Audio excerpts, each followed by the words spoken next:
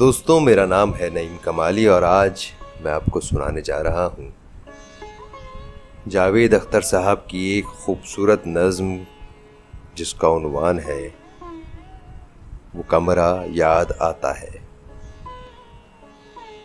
وہ کمرہ یاد آتا ہے، میں جب بھی زندگی کی چلچلاتی دھوپ میں تپ کر، میں جب بھی دوسروں کے اور اپنے جھوٹ سے تھک کر، میں سب سے لڑ کے خود سے ہار کے جب بھی اس ایک کمرے میں جاتا تھا، وہ ہلکے اور گہرے کتھئی رنگوں کا ایک کمرہ، وہ بے حد مہرباں کمرہ جو اپنی نرم مٹھی میں مجھے ایسے چھپا لیتا تھا جیسے کوئی ماں بچے کو آنچل میں چھپا لے، پیار سے ڈانٹے، یہ کیا عادت ہے جلدی دوپہر میں مارے مارے گھومتے ہو تم؟ وہ کمرہ یاد آتا ہے۔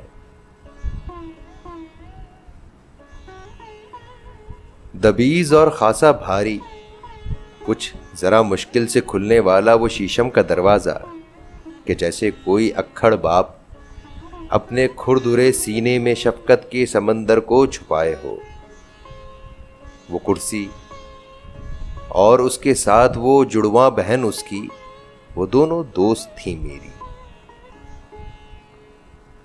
وہ ایک گستاخ منہ پھٹ آئینہ جو دل کا اچھا تھا، وہ بے ہنگم سی الماری جو کونے میں کھڑی ایک بوڑھی اناہ کی طرح آئینے کو تنبیہ کرتی تھی۔ وہ ایک گلدان ننھا سا، بہت شیطان ان دونوں پہ ہنستا تھا۔ دریچہ یا ذہانت سے بھری ایک مسکراہٹ اور دریچے پر جھکی وہ بیل، کوئی سبز سرگوشی۔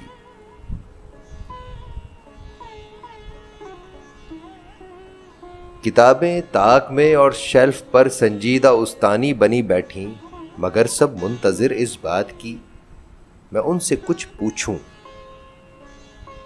سرہانے نیند کا ساتھی، تھکن کا چارہ گر، وہ نرم دل تکیا، میں جس کی گود میں سر رکھ کے چھت کو دیکھتا تھا۔